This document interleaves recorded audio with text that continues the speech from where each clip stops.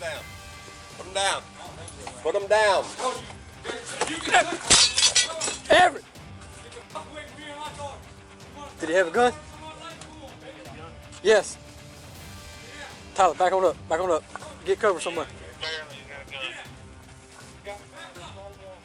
A Maryland man held his own children hostage during an hours-long armed standoff with police in Georgia, at one point using his own daughters as human shields. Investigators say Kevin McCardell barricaded his then 1-year-old and 2-year-old daughters inside the home as authorities swarmed the scene. McCardell was already facing an attempted murder charge out of Maryland where he choked and beat his wife, Rebecca. Officials say after the attack, Rebecca and their 2 children moved to Georgia, where the abuse continued. McCardell was accused of beating his wife, including with a soiled diaper. She ran into the nearby woods to escape his wrath and hid there for several hours before a relative picked her up. She then went to the sheriff's office pleading for help. Bodycam video from the November 2022 incident captures her speaking with deputies as they try to determine what type of mind frame McCardell's in so they can rescue the children. Is your phone still turned on? Yes. Okay. At this point, we're going to ask you to turn it back on. And try to have a conversation with him so we can see what kind of mindset he's in right now. Like, you don't have to tell us like regular conversation. If you want to know where you at, still say that you at your grandfather's house. He doesn't know that I went to my grandfather's. Where does he think you went? I haven't talked to him since. Okay, so he has no clue. So he just ran off. Okay.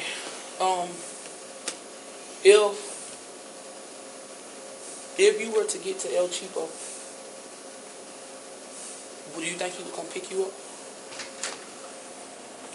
Probably, or he would tell me to walk home. He would tell you to walk home? Yeah. When I got my head busted open, he made me walk home at 3 o'clock in the morning from the hospital barefoot.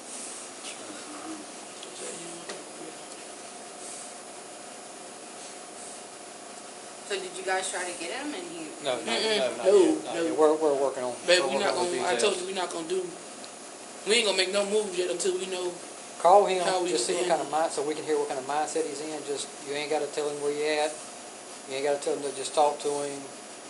Whatever If you want to say. he's persistent and she wanted to just say you were at, get that art, she wanted to just say she was at Papa Dinky. Yeah, he said you Yeah, know. and he, I mean, Yeah, just tell him anyway. I just Because want to he see what knows kind of all that mindset country he's in. all right, Okay. everybody else. The deputies then plan to record the conversation if McCardell picks up the phone. No walkie-talkies are going to play in the background. Nope, everything's turned off. Okay. You mind if I say something? Yeah, you want me to put it on speakerphone?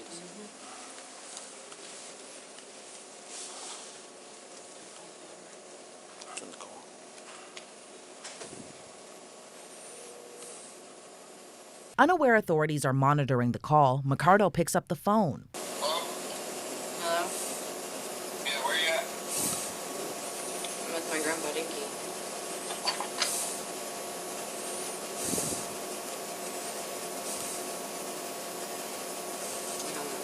Then minutes later, another deputy's body cam captures the moment they're able to get McCardell back on the line, as the children can also be heard in the background. So are you in a better mood now?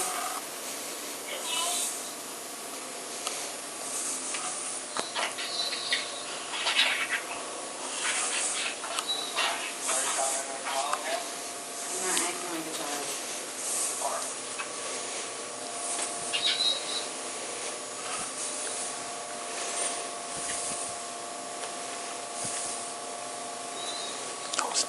Hey, how'd you get there?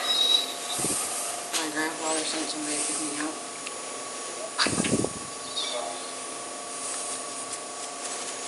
No. After he hangs up again, the deputies then try to find ways to get him back on the line. Cause he feel like, he said, how'd you get there? She said, my granddaddy sent somebody to pick me up. He said goodbye and hung up again. Do you think that he knows? He's probably thinking. He's probably thinking like, okay, well, but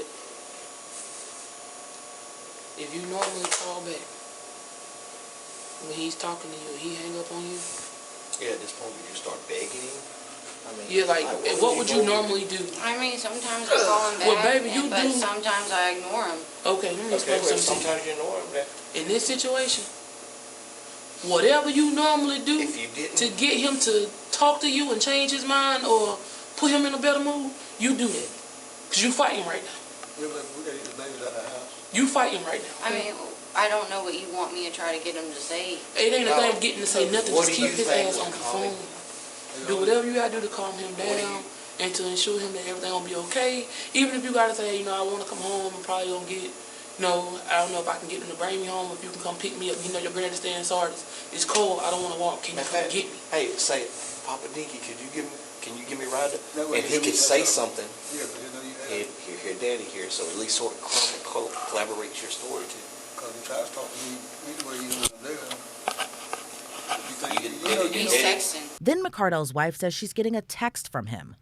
Daddy, you can say, What you say? Oh, he said, I don't believe you because you always lie to me, and whoever picks you up, you probably F them. So I don't care, I'm gone. Have a nice life. Your kids will be waiting for you. Goodbye. And they say, goodbye forever, Rebecca. I wish you loved me, but you don't. Never did. Take care of yourself and the kids. Goodbye. The deputy then steps outside to let the others know McCardell's current mind frame. Hey, he hung up again. Now he's texting saying, you go be with whoever's picked you up. You're probably f***ing them. Take care of your kids. I'm gone. So he might be trying to bail. Hey, be down and watch the house. He might be leaving. Once back inside the station, deputies are still finding ways to get McCardell back on the phone to safely bring him in. Or you can say, well, you hung up, but Papa Dinky sent Christy to come get me because he didn't have a ride. So Christy came, and you can say, Grandpa, do you think Christy would give me a ride Do you back? think Christy would take me back home? If Grandpa says, I don't know, she might not have no gas, and you can say, well, you think you can come get me? I want to come home. I want to be with y'all. Yeah.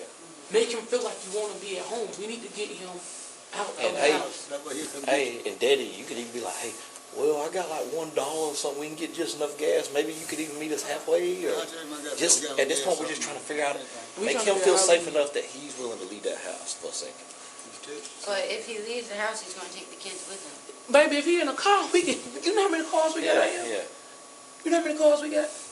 We got at least 10 sitting out there, waiting to get your baby. Even hey, At least 10. they're gonna be around. They'll watch him load the car and everything. Exactly. When they We see just the got to right get him moment, out make the sure- house. Yeah, we just gotta get him out the house. Okay, wait, he texted some more.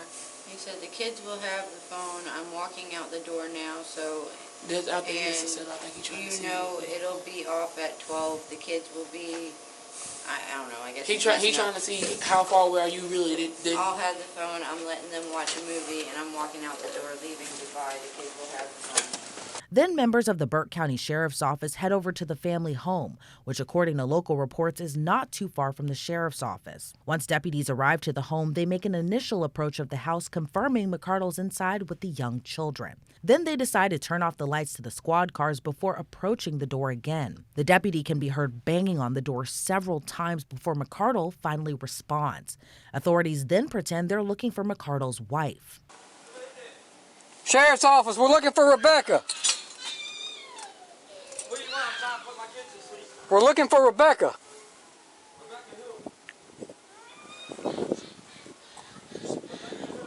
Rebecca Cruz. All right, can you open the door for me? Open the door for me. I can't do that.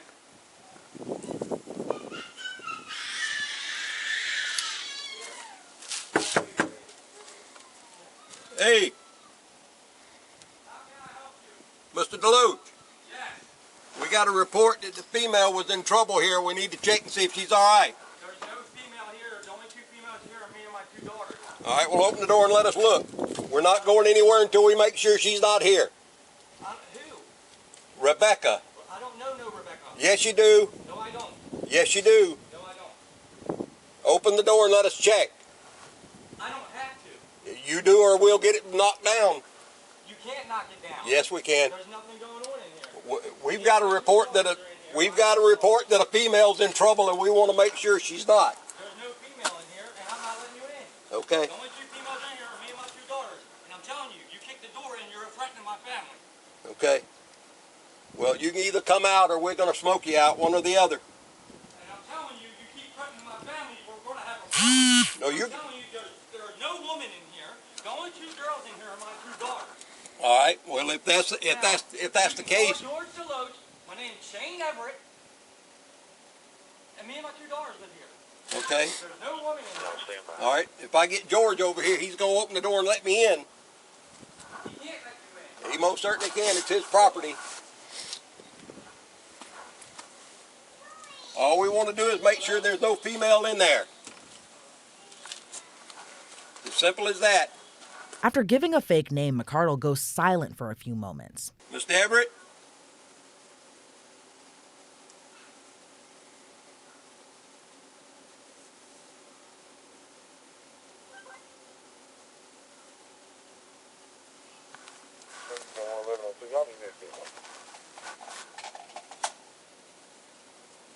Mr. Everett? Yes, sir. We're not going anywhere until we check to see if Rebecca's here. No Rebecca here. That's what you're telling me, but I can't see that. The deputy then says he'll wait all day. Minutes go by and McCardell, who is still referring to himself as Shane Everett, tells the deputies to come inside. Then what would come next would shock everyone. McCardell finally opens the door, but he's armed and holding his young children. Mr. Everett. Put him down. Put him down. Put him down. Everett! Get the f away from me and my daughters. You want to Did he have a gun? Come on, baby. Got a gun? Yes. Get out. Tyler, back on up. Back on up. Get cover somewhere. Apparently you got a gun. Get out. Back up. Get out my house. I'm telling you. Get out of here. Watch out. Hey, he's pointing out the door.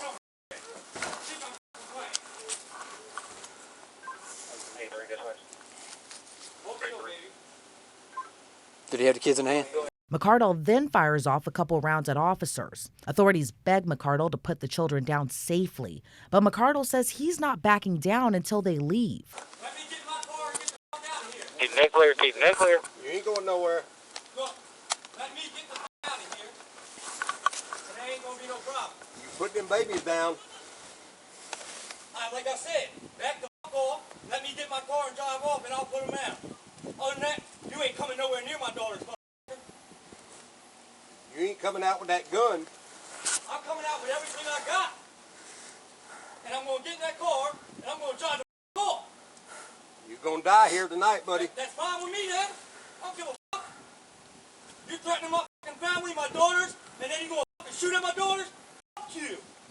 Hey, all units be advised, he does have a long gun.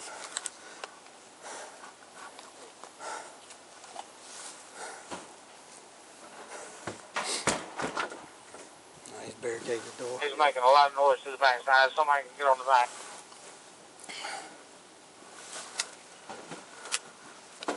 He's barricading the door. Y'all, he's going to be barricading the door. Also be advised, he had the children in hand, so just be cautious. Campbell. Did you tell him to notify SRT? According to the incident report, deputies returned fire at McCardell, but he barricaded himself inside the home and fired off a third shot. While authorities try to persuade McCardell to come out of the home, another deputy's body cam captures officials warning nearby neighbors to get out of their homes to avoid the gunfire. It's very important, sir.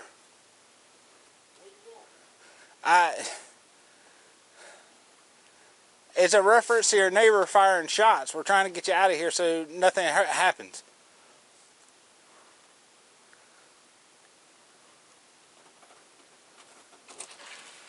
I promise, sir. I'm the sheriff's office. What do you want? Your neighbor's over here shooting, and we're trying to get you out of here so nothing happens to you guys.